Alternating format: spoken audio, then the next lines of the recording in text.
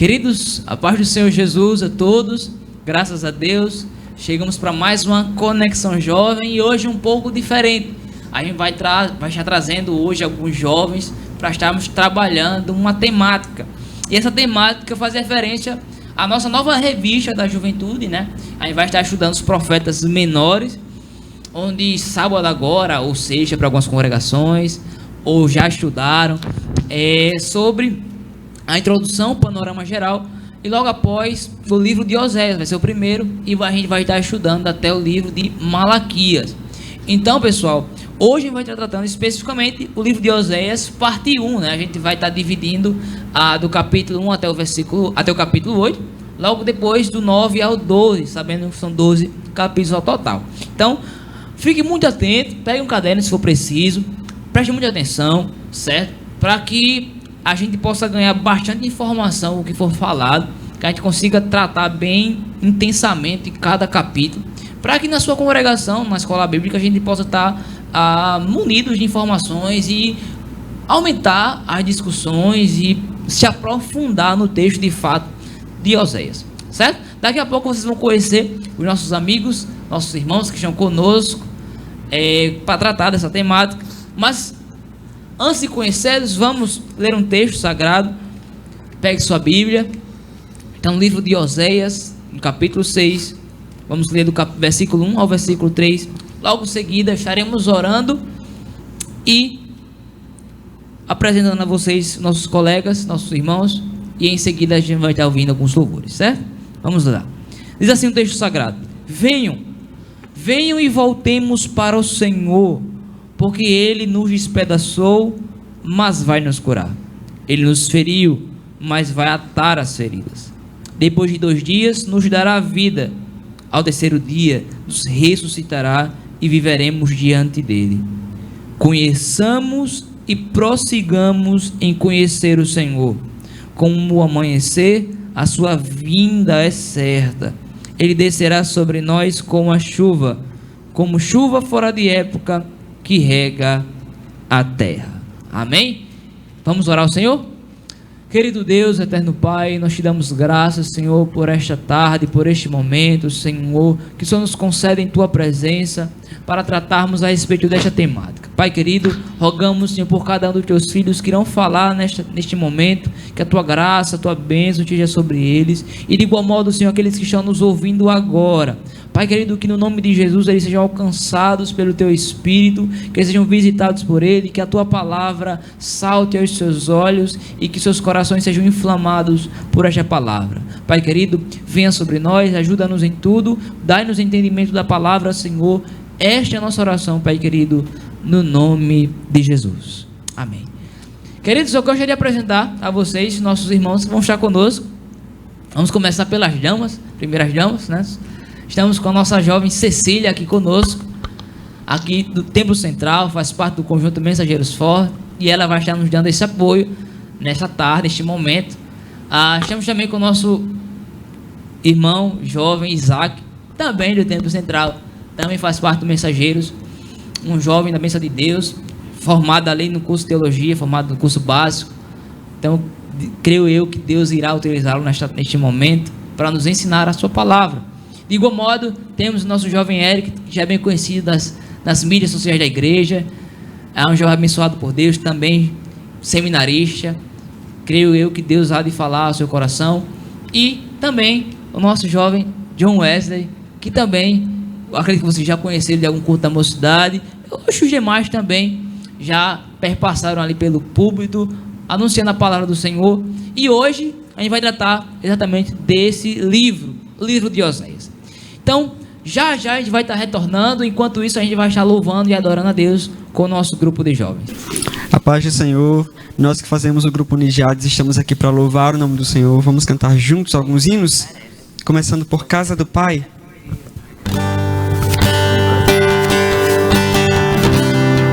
Eu sinto falta da sua voz me chamando pra entrar.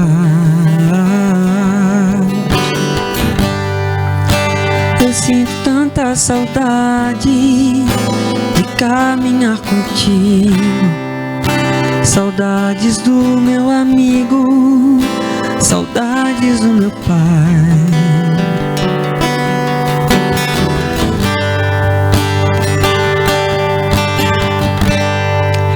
Pai, eu sei que eu não mereço mais, eu não tenho pra onde ir.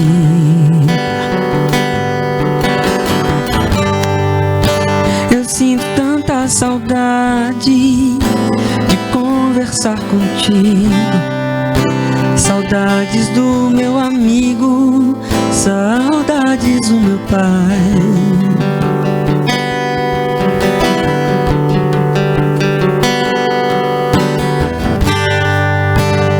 Eu vou voltar pra casa do pai. Eu quero o amor da casa do meu pai e repousar tranquilo nos braços do meu pai.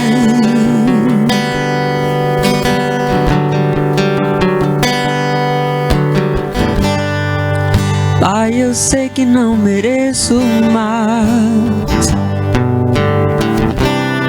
eu não tenho pra onde ir.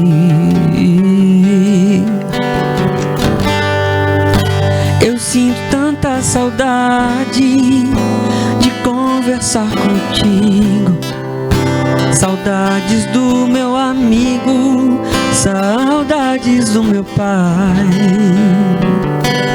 Meu pai,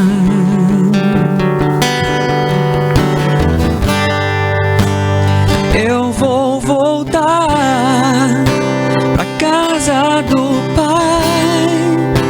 Eu quero o amor da casa do meu pai e repousar tranquilo nos braços do meu pai.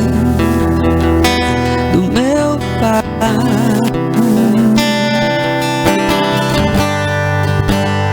Eu vou voltar pra casa do pai. Eu quero o amor da casa do meu pai e repousar tranquilo nos braços do meu pai. Do meu pai.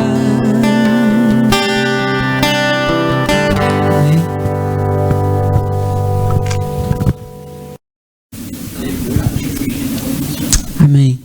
Agora vamos cantar juntos que jamais, em hipótese alguma, devemos abandonar as leis de Deus, os seus preceitos, a sua presença. Vamos cantar juntos, pensando bem.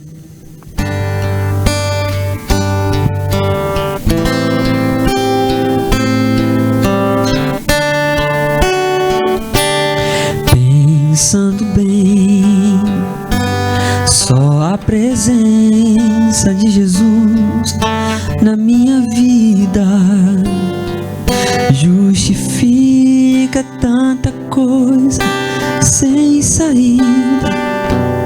É a realidade que eu não posso me afastar.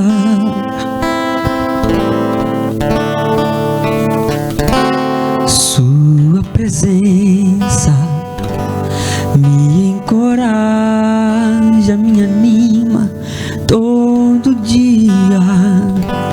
Sem Jesus Cristo eu não sei o que seria. Um vivo morto sem poder me levantar. Cante junto conosco.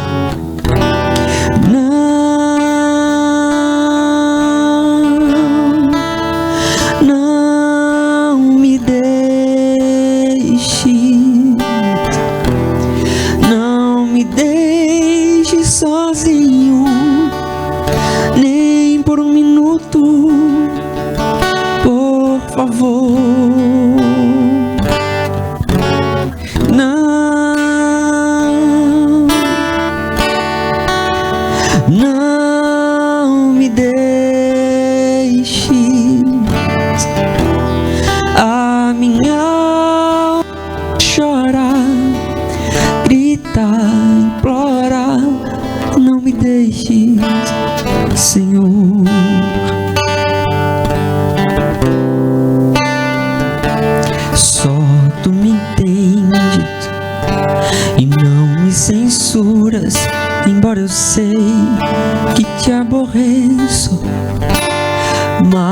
te peço, por favor, meu Deus, esqueça as tantas falhas que eu cometo contra ti.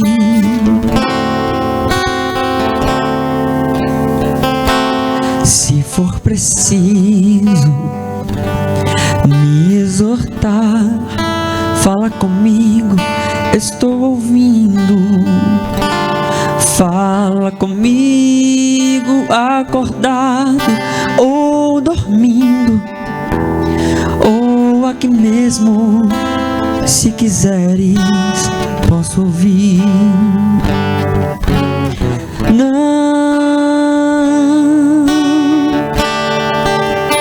Não me deixes, não me deixes sozinho, nem por um minuto, por favor. Não cante, não me deixes a minha alma chorar, grita, implora, não me deixes, Senhor.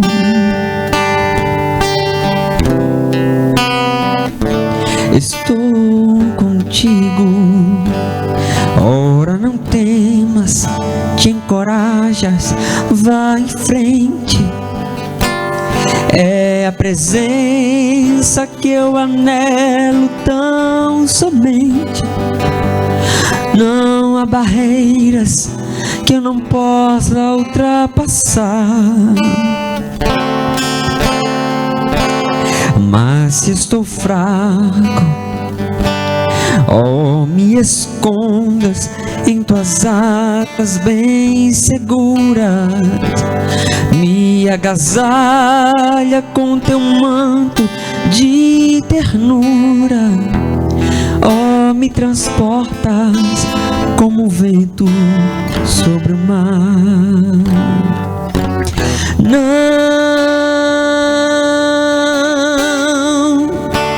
Não me deixes, não me deixes sozinho, nem por um minuto, por favor. Louvado seja Deus, meus irmãos, por estes dois louvores tão belos. Nosso desejo é voltar à casa do Pai, nosso desejo é estar na casa do Pai, louvando e cultuando o seu nome, aprendendo da sua palavra, como também a nossa alma deseja, né, e anela para que o Senhor não nos deixe em nenhum só instante, mas que em todo tempo a sua presença seja notória, seja perceptível em nosso viver. Vamos começar? Vamos começar com nossas perguntas. Hoje eu estou como questionador, vamos dizer assim, e meus amigos irão responder as minhas perguntas. Fique muito atento, participe se puder. Acredito que no Instagram deve estar acontecendo, que eu estou sem Instagram, pessoal, só deixando vocês bem ressaltados, mas acredito que deve estar acontecendo lá postagens diariamente, quiz, acredito lá nos stories. Então participe, engaje aí nesse trabalho, compartilhe, curta, divulgue mesmo nosso trabalho. Nosso desejo é que cada vez mais pessoas sejam alcançadas pela palavra de Deus. Vamos começar pela introdução dos profetas menores, e tem uma pergunta que sempre é bem clara, acredito que a lição vai abordar isso, como também todas as escolas vão comentar. Profetas menores, vou me direcionar a Isaac. Profetas menores, Isaac, mas por quê? Que a gente divide, né, a parte dos profetas, a Bíblia, em profetas maiores e menores. Maiores a gente sabe, né, aqueles conhecidos, Isaías, Ezequiel, Daniel, Ezequiel também, já falei Ezequiel, não foi?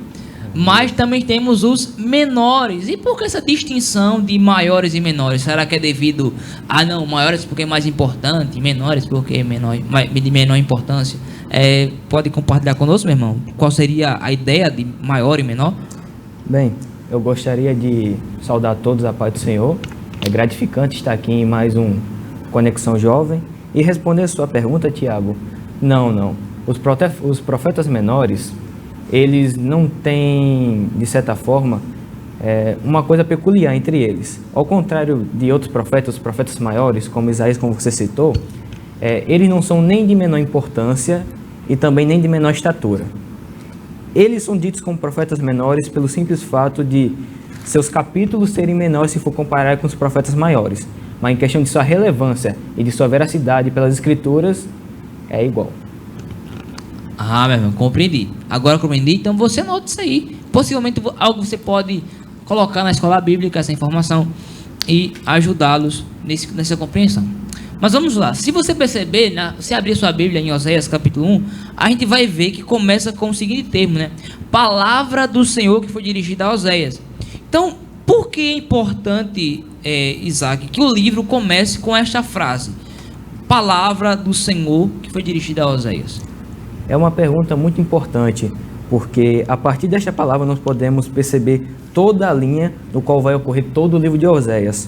Quando Oséias ele coloca aqui a palavra do Senhor, ele coloca enfatizando a autoridade e a veracidade de suas palavras, pois já em um contexto em sua época, era muito fácil você encontrar os ditos profetas, que eram profetas falsos, dizendo palavras em nome do Senhor, só que na verdade eram palavras em seus próprios benefícios.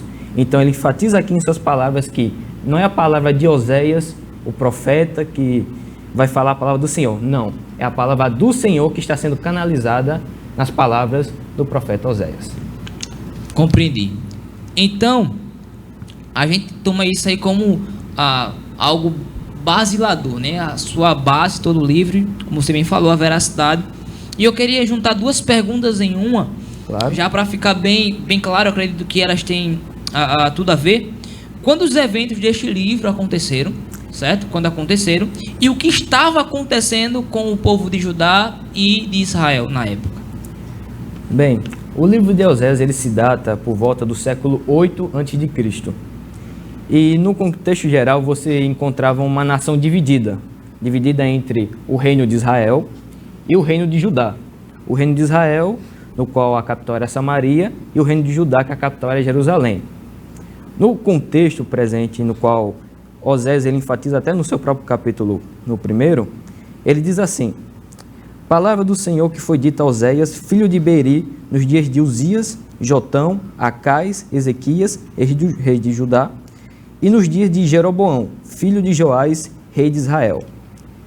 Ele destina aqui sua mensagem para os dois reinos, mas aqui em especial ele vai dar uma ênfase no reino de Israel, cuja capital era Samaria. E enfatizando aqui que nesta época, que dizem os estudiosos que a ministração da palavra pelo profeta Oséias durou cerca de 25 anos, enfatizando principalmente o reino de Israel. E um fato interessante aqui é que o rei Jeroboão, o rei de Israel, que era filho de Joás, ele tinha uma bastante fama, era bastante famoso pelas suas campanhas militares. Ele tentava buscar fazer com que o reino de Israel expandisse seus territórios. E além do mais, eles também tinham alianças com o Egito e também com o famoso Império Assírio. Já o reino de Judá é um reino que oscilava muito, não em sua questão política ou territorial, mas na sua questão espiritual. Em certos tempos, houve reis que foram benevolentes, que seguiram os princípios do Senhor, mas que ao longo do tempo foi se perdendo. Mas mesmo assim, boa parte da nação não deixou de seguir os caminhos do Senhor, ao contrário do reino de Israel. Então, meus irmãos, vocês acabaram de ver o panorama, o que está acontecendo pelos bastidores, por trás das cortinas assim do palco, entre o povo de Judá, o povo de Israel, e a gente vê quando tudo isso aconteceu.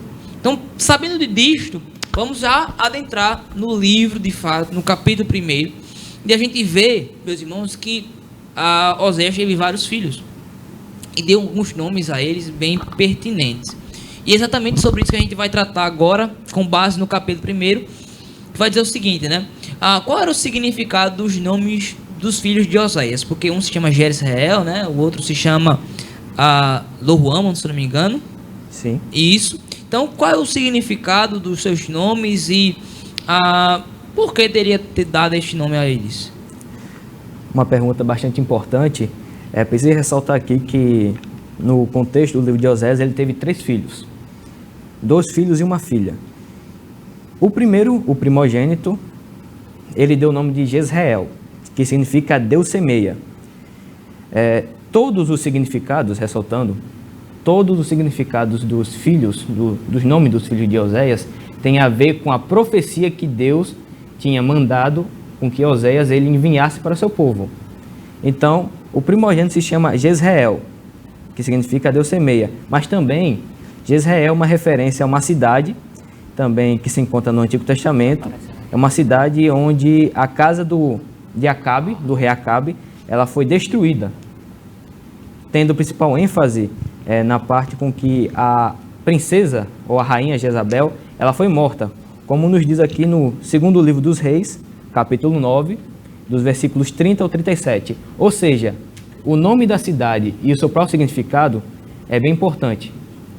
Jezreel, ele diz que Deus semeia, mas também é a forma como o povo se comportou.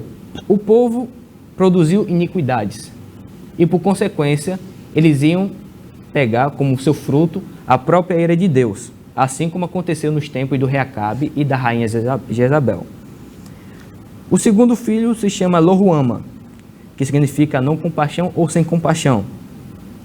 Desta vez, o reino de Israel não teria a compaixão de Deus, apesar de Deus ter dado tantas oportunidades para que o reino de Israel e seu povo se arrependessem de seus pecados e se direcionasse para seus caminhos.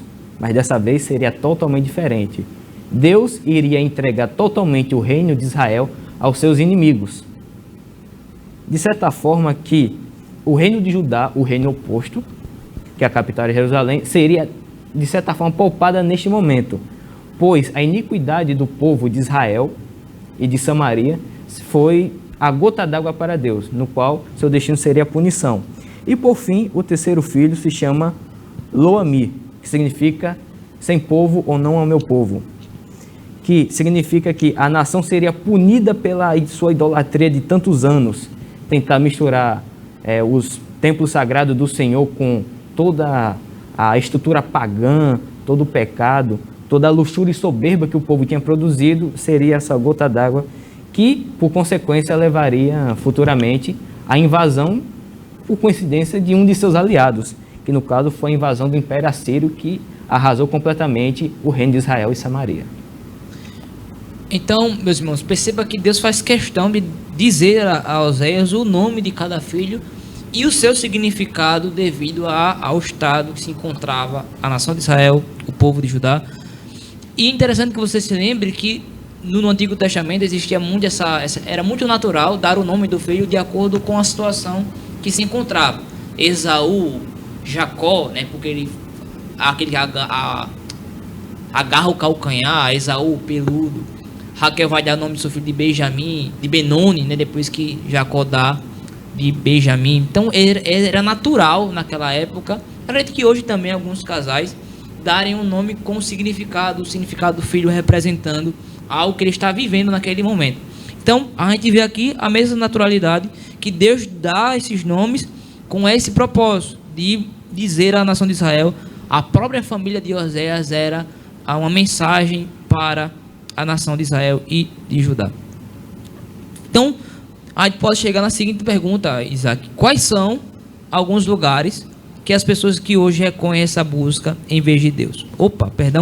O que aprendemos nesses versículos sobre o relacionamento dos judeus com Deus neste ponto da história? Bem, todo o capítulo 1 aqui nos mostra que Deus é um Deus de amor. Ele é amoroso para com seu povo, mas também, quando repetidas vezes eles praticaram a iniquidade e se rebelaram contra o Senhor, afirmando-se que eles seriam totalmente independentes da presença do Senhor, eles tiveram a sua ira. Deus é amor, mas também é justiça. Então, é isso que a gente vê. Em cada nome em cada representação, e a gente vê isso em todo o livro de Oséias. Eu aconselho você a ler o livro de Oséias. Aproveite nesse período, né, nesse trimestre, a ler os profetas menores. Eles são menores. Tem livros dos profetas menores que é só um capítulo. O livro de Obadias, por exemplo, é somente um capítulo. Então dá para você ler rapidamente todos eles.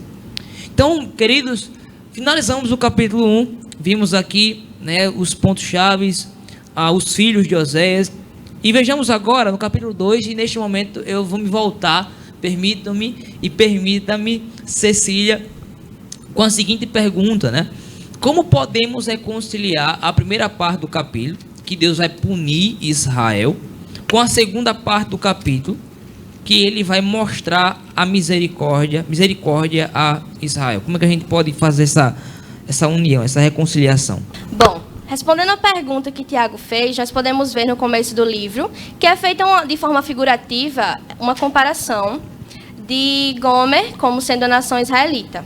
E como é que a gente pode entender? Bom, no verso 19 ao 20, repete-se 3 vezes o seguinte ponto: eu me casarei com você para sempre. Aí novamente repete: eu me casarei com você.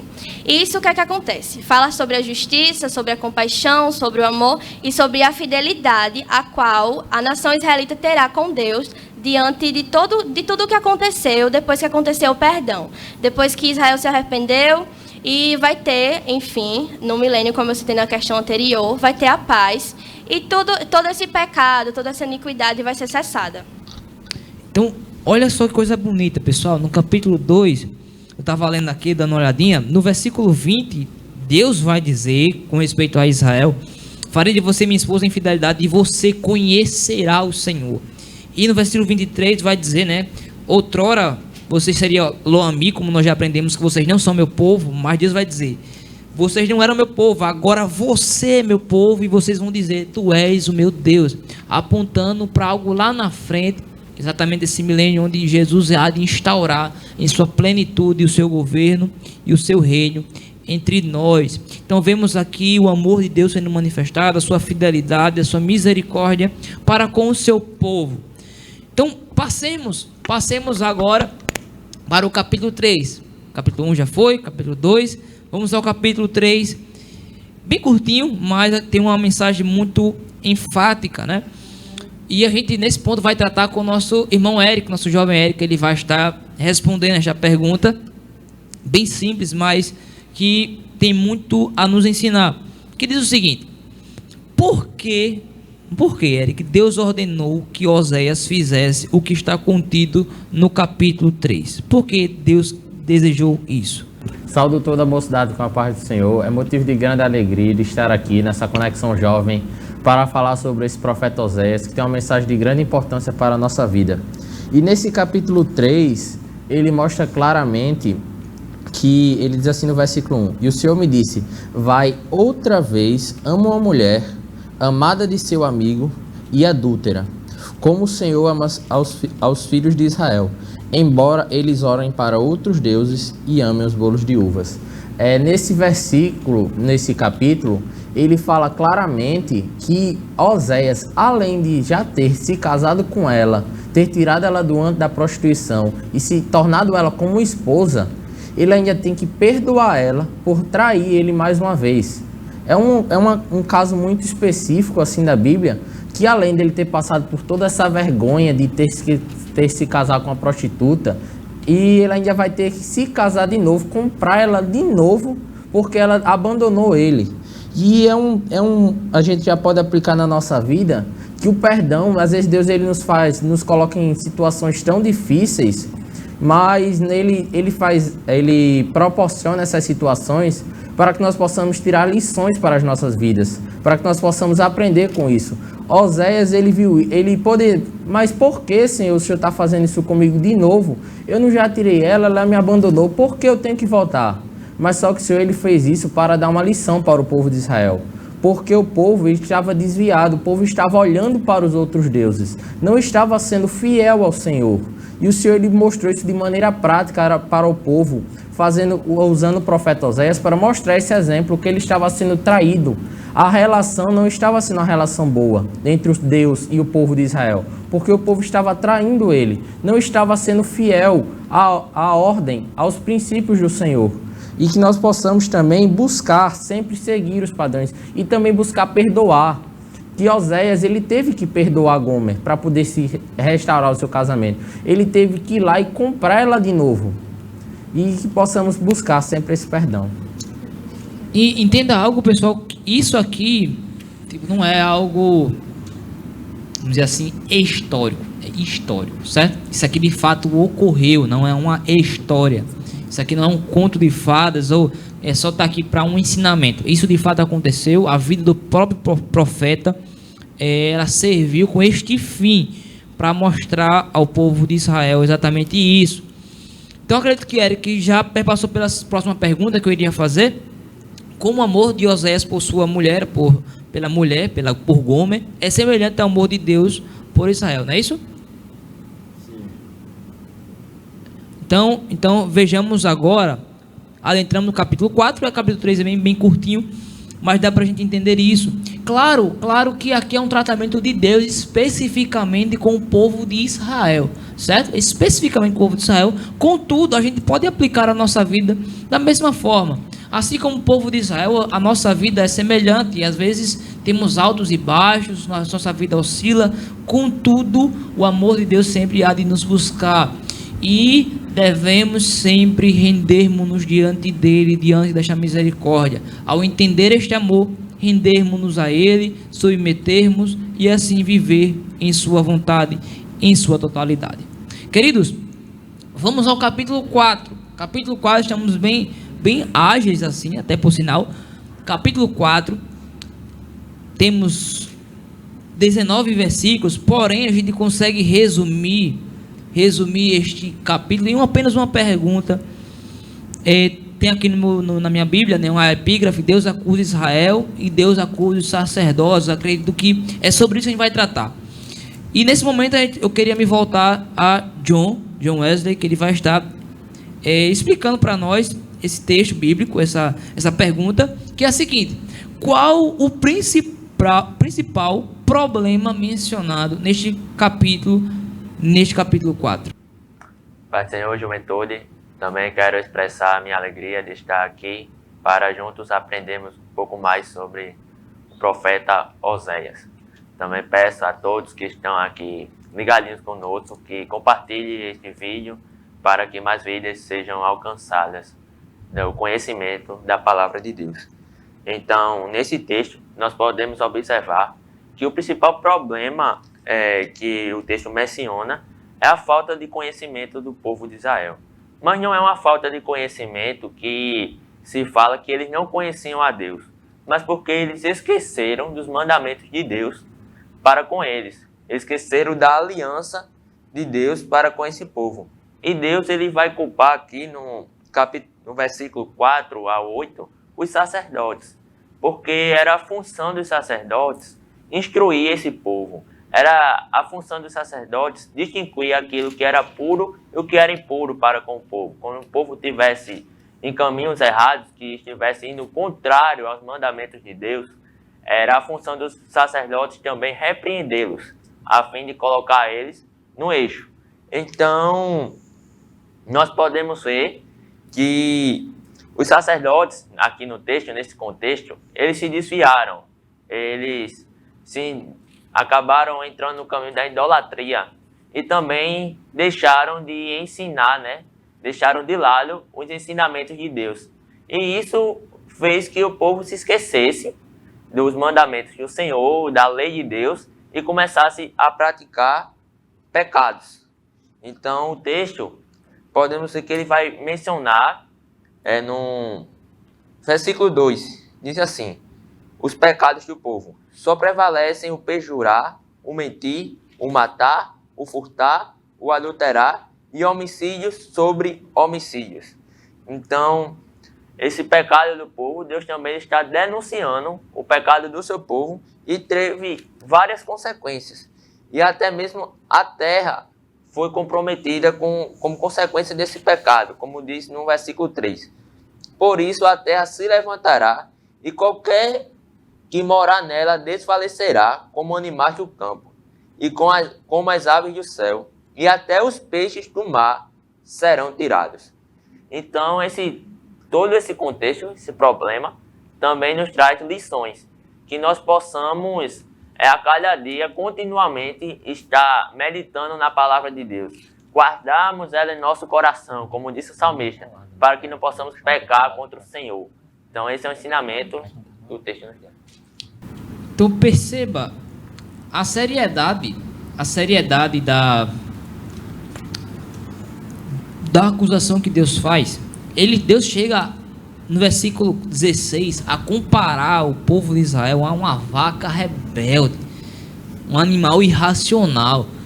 E ele faz o seguinte, ele compara, né, com a vaca rebelde, desejando que de fato eles fossem cordeiros, mansos, obedientes, pacatos, diferentemente de uma vaca rebelde que fica recalcitrando contra o comando do seu Senhor, do seu pastor, do seu guia. Então vejamos e tenhamos cuidado para não cairmos nos mesmos erros da nação de Israel, como também dos sacerdotes, mas sempre estar com o Senhor em primeiro lugar. Eu vejo que Deus faz várias acusações aqui contra a idolatria, contra a prostituição, e Deus faz muito esse paralelo com a idolatria e prostituição. Então tenhamos cuidado para não cairmos nos mesmos erros e vivemos como o próprio Deus nos orientou: sede santos, porque eu, o Senhor, sou santo. Amém? Vamos dar uma pausa, vamos louvar ao Senhor, vamos dar graças a Ele. Nosso grupo vai estar cantando mais um hino. Enquanto isso, adore a Deus junto conosco, e daqui a pouco a gente vai voltar do capítulo 5 ao versículo 8, uma nova rodada de perguntas com os nossos amigos e irmãos. O próximo louvor que nós vamos entoar fala sobre o filho pródigo e seu pai. O filho que vai em busca dos seus sonhos, seus devaneios, e o pai que continua a esperar. Foi assim que aconteceu na história de Israel, que buscou outros deuses, outras formas de adoração, mas infelizmente não é o melhor caminho. Não é verdade? Vamos cantar? Portas abertas.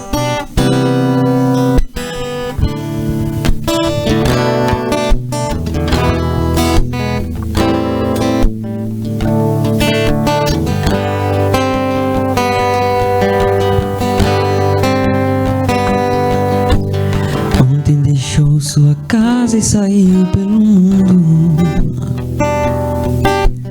De coração lá no fundo eu não entendi. Tudo que fiz, o que ele quis, meus braços abertos ficaram e ainda estão assim, e vão continuar até um dia vê-lo regressar. Posso pensar no que o mundo lhe tem preparado. Provações têm passado e tudo porque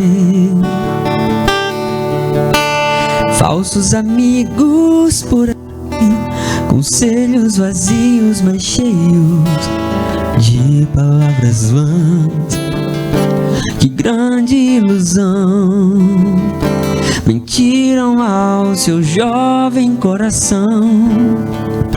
Mas nunca é tarde não, sai da escuridão ao novo dia, nova manhã. A mesma casa tem portas abertas, pessoas certas, amigos e irmãos.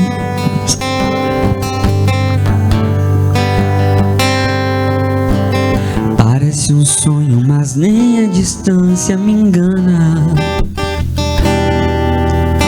O coração de quem ama não pode esquecer. Seus passos fracos, tropeções, seus olhos rebrilham e choram. Pai, eu sei que errei, mas vim para acertar. Permita-me de novo aqui ficar. Mas nunca é tarde, não. Sai da escuridão ao novo dia, nova manhã. A mesma casa tem portas abertas, pessoas certas, amigos e irmãos. Nunca é tarde, não. Sai da escuridão ao novo dia, nova manhã. A mesma casa tem portas abertas, pessoas certas, amigos e irmãos.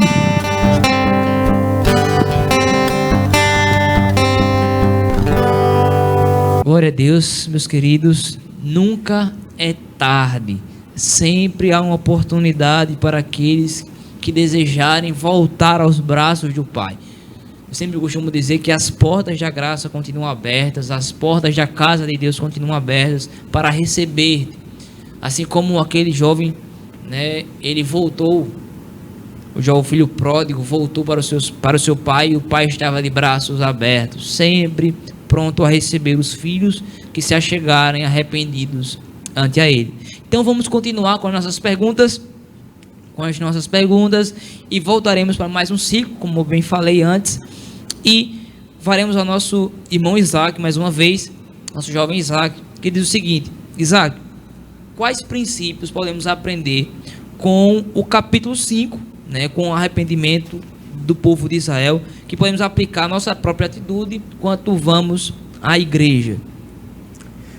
Bem, primeiramente eu gostaria de ressaltar aqui que no capítulo 5, Oséias ele resume com bastante veracidade que no capítulo 1 aqui: ouvi isto, ó sacerdotes, e escutai, ó casa de Israel, e escutai, ó casa do rei, porque a vós pertence este juízo.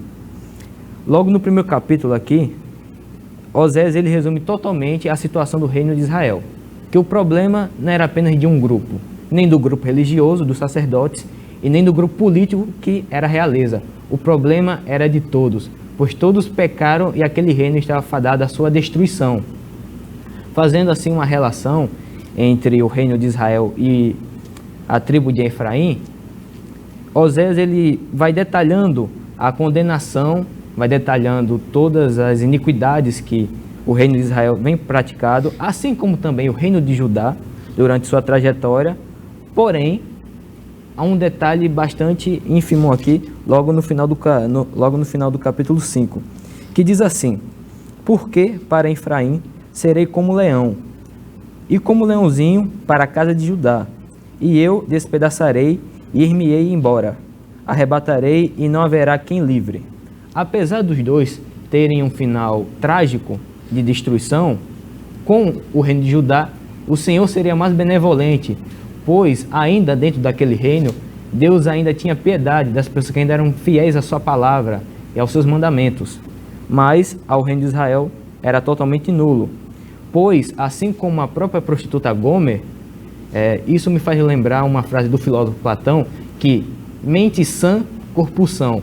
Assim como o corpo de Gomer era prostituído, a cabeça e a mentalidade do povo de Israel e de Samaria estava totalmente corrompida. Muito interessante o que o Isaac falou, porque eu me lembrei de um texto de Romanos 12, versículo 1 e 2, que é necessário que a nossa mente seja transformada, né? Que haja a renovação do nosso entendimento. E só quando existir essa renovação, é aí que nós entenderemos a perfeita, boa vontade de Deus. Então é necessário que a nossa mentalidade, nossa visão de mundo seja transformada, seja mudada por Cristo.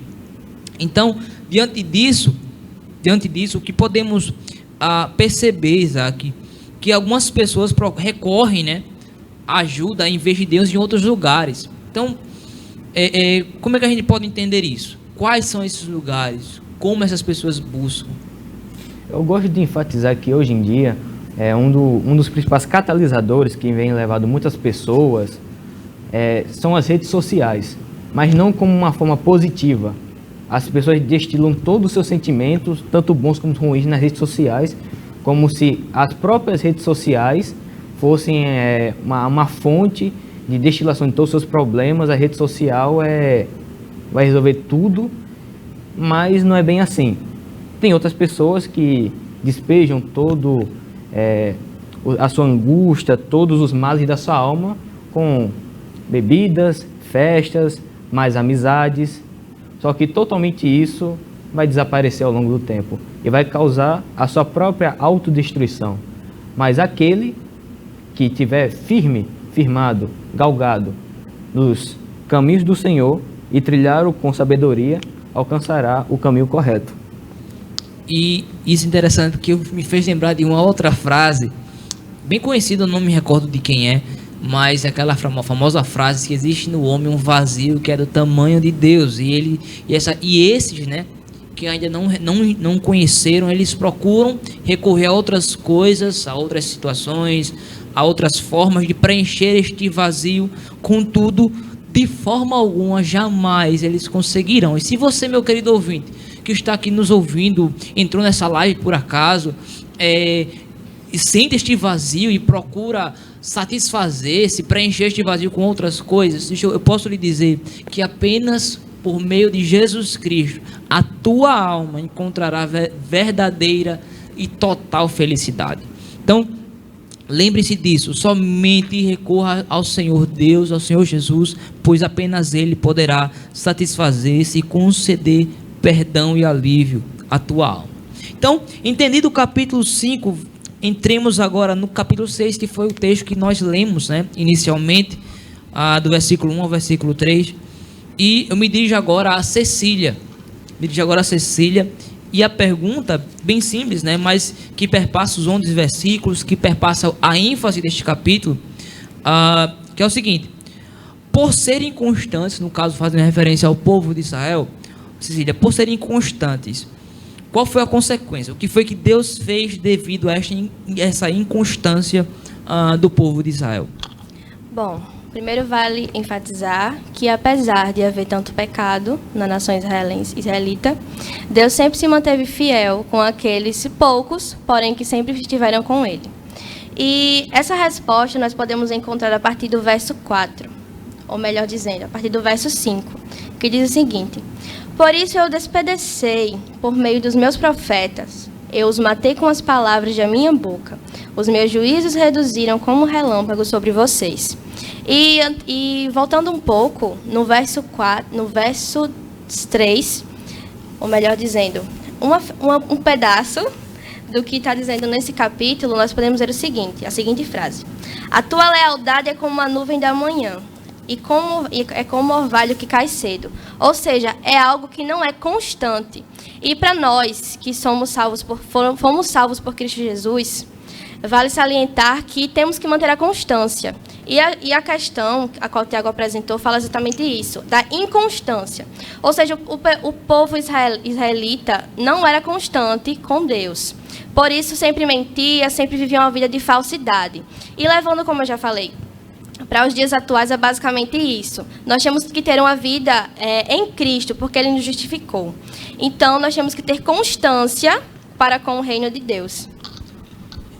E permita-me dizer-lhes que todos nós, até agora eu não conheci uma pessoa que ela não passasse por essa fase de inconstância.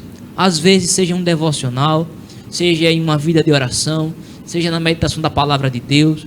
Às vezes tem momentos que nós estamos lendo constantemente, diariamente, porém tem momentos que a gente passa distantes, oramos pouco, a nossa vida vai definhando. Contudo, entendamos o seguinte, lembremos da exortação de Paulo: meus irmãos, sejam firmes e sejam constantes, sempre abundantes na obra do Senhor, sabendo que o vosso trabalho não é vão do Senhor, olhando sempre para o Calvário, pois é de lá que virá a nossa força para prosseguirmos. Tem momento que você não vai ter vontade de ler a Bíblia, mas você leia a Bíblia mesmo assim. Vai ter momento que vai ter vontade, você não vai ter vontade de querer orar, mas ore mesmo assim. Persevere, seja constante, Não espere uma obra miraculosa, sobrenatural para você ter que orar, ou para você ter que ler a Bíblia. Leia a Bíblia, ore. Não espere algo místico para que você realize tais coisas, mas busque esta constância. Busquemos esta constância. É algo que nós devemos buscar, certo? Algo que nós devemos correr atrás dela, para que assim vivamos continuamente constantes diante do Senhor. Então, é essa exortação, né? Conheçamos e prossigamos em conhecer. Então, que existe essa constância com cada um de nós. Passemos agora ao capítulo 7, né? E nesse momento a gente vai agora com o nosso amigo Eric, nosso irmão Eric, e já estamos nos caminhos finais, né? E hoje a gente vai tratar só até o capítulo 8, como mencionei. Logo depois vamos ter uma parte 2, se Deus quiser. Então, Eric, nesse capítulo 7, eu acredito que a gente também ainda perpassa nessa temática, mas qual lição a gente pode aprender, né, com este capítulo 7 do livro de Oséias? Então, esse capítulo 7, ele traz grandes lições para as nossas vidas, que o Senhor, por meio do profeta Oséias, ele começa a falar, eu vou ler o versículo 4 para falar. Todos eles são adúlteros, semelhantes são ao forno aceso pelo padeiro, que cessa de atear o fogo, desde que amassou a massa, até que seja levedada. E então nós podemos ver nesse texto que nós, como cristãos, não devemos ser como não devemos ter um forno aceso.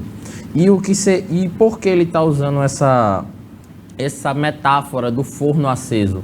Porque na antiguidade tinha um costume que durante as festas os jovens eles iriam atrás dos fornos para poder praticar atos ilícitos, atos sexuais, e então ele está citando que o povo ele estava sendo adúltero, que ele tinha um grande fogo, que eles estavam praticando coisas erradas, eles estavam sendo adúlteros, não estavam sendo fiéis aos princípios. E nós podemos aplicar que nós, nessa sociedade tão pervertida, tão hedionda, não devemos praticar isso, não devemos ter esse fogo aceso. O Senhor já está dizendo, eles são como fogo, eles têm um fogo muito forte. E às vezes nós jovens, podemos ter, o diabo pode nos tentar muitas vezes nessa área também, como nas outras, mas que não possamos ceder a essa tentação. Nós possamos buscar ser firmes, seguir firme nos princípios. E então ele vai também citar outra metáfora, aqui no versículo 8. Efraim com os povos se misturava. Efraim é como um bolo que não foi virado. Quer dizer, ele está mostrando que Efraim tinha duas caras. Que um momento que ele estava santo e um momento que ele estava no mundo. Como Cecília acabou de falar, eles não tinham constância na fé, eles estavam inconstantes. Um momento ele estava na igreja servindo, louvando, adorando, lendo sempre a palavra do Senhor, e outro momento ele estava adulterando. E isso mostra que nós não devemos seguir esse mesmo exemplo, devemos ter constância na nossa fé, se estar sempre buscando o Senhor e não sermos como o povo de Israel. Não devemos ter uma vida dupla. Uma vida, no momento, na igreja eu vou estar louvando, pregando, servindo, mas no outro momento, em casa, eu vou estar praticando atos errados. Não vou estar seguindo os princípios cristãos. Não devemos ter uma vida assim. Devemos ter uma vida única, uma vida santa, uma vida irrepreensível. E então ele vai continuar, não devemos ser esse bolo cru. E então ele vai continuar no versículo 11. Porque Efraim é como uma pomba enganada sem entendimento. Invocam o Egito e vão para a Síria. Isso, o que nós podemos aplicar desse versículo? Israel estava um povo, eles estavam com tanto pecado que eles não tinham nem um foco correto. Eles queriam ajuda, mas eles não iriam para a pessoa certa. Estavam buscando o Egito, a Síria. Eles não estavam procurando a pessoa correta. E nós podemos aplicar para a nossa vida que quando nós estamos com problemas, nós não devemos procurar resolver esses problemas com outras fontes, com outras pessoas. A solução de todos os problemas da nossa vida está em Cristo. Todos os nossos problemas serão resolvidos por Cristo ou pela palavra do Senhor. Orando, jejuando, lendo a palavra do Senhor, nós vamos conseguir resolver os problemas da nossa vida, os principais problemas. E não devemos procurar, como Isaac também citou, buscar nos afogar às vezes nos nossos problemas nas redes sociais, em alguma coisa, na comida, como algumas pessoas, quando tem problemas, vão se afogar na comida, nas redes sociais. Não, que nós possamos buscar, durante os nossos problemas, estar em Cristo e seguir os princípios dele, que ele vai nos ajudar. E ele continua também falando que Israel, ele tinha, no versículo 16, eles voltam, mas não para o Altíssimo. Fizeram-se como um arco enganador. Caem a espada os seus príncipes por causa da violência da sua língua. Este será o seu escárnio na terra do Egito. E então o que ele está querendo falar? Que o povo, além de ser um povo adúltero, sem ter foco, com um povo misturado, eles ainda estavam mentindo o tempo todo.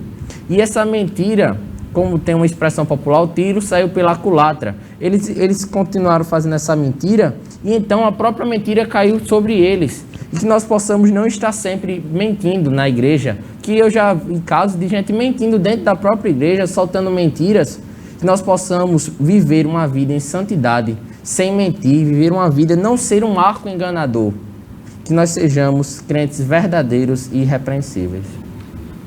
E, queridos, eu vou enfatizar mais uma vez o que eu já falei. Você só poderá sentir-se plenamente satisfeito em Cristo Jesus. Só poderá ter alegria plena em Cristo Jesus. Porque o reino de Deus é isto, é a alegria no Espírito Santo. Então somente quando você entrar neste reino, e para entrar neste reino você tem que nascer da água e do Espírito, da palavra e do Espírito. Então somente quando você adentrar você poderá ter forças.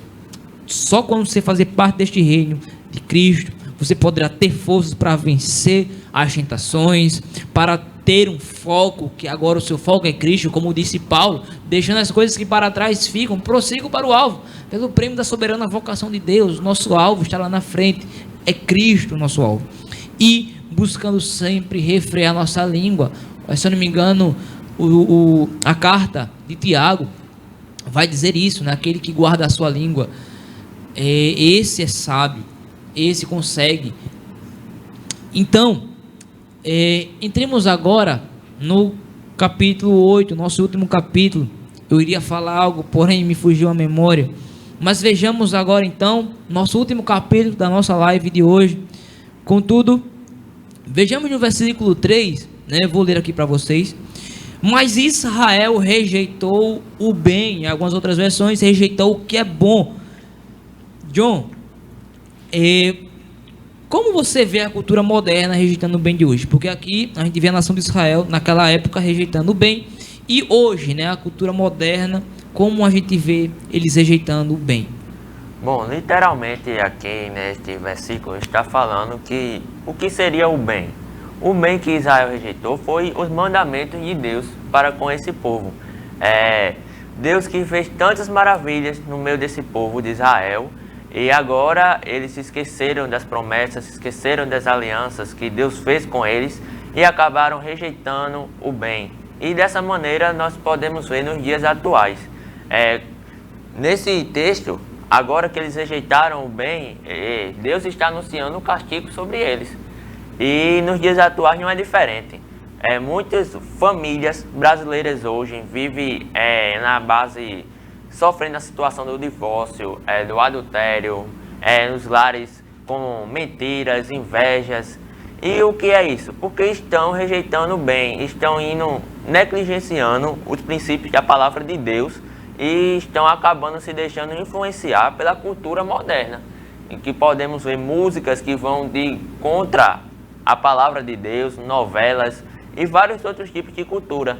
E então a cultura, em minha opinião, hoje nós podemos ver que ela está indo de contra os princípios bíblicos, influenciando, né?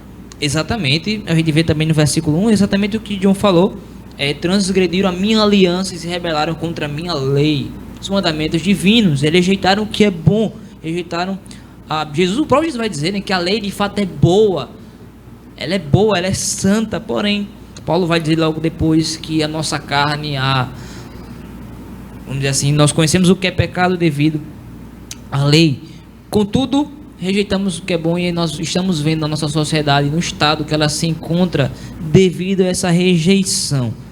devido a isso que ela está fazendo, rejeitar a palavra de Deus, rejeitar os princípios, pelo menos os princípios morais que nós temos contidos nela, que são os básicos para uma boa sociedade. Contudo, até isto ela tem rejeitado. É aquela famosa frase, né? Aquilo que era certo agora é errado, o que era errado agora é certo. Tudo está virando agora ao avesso. Então, que nós não venhamos ser como o povo israelita. Houve uma consequência para o povo de Israel por rejeitar, e haverá uma consequência para aqueles que rejeitarem o que é bom.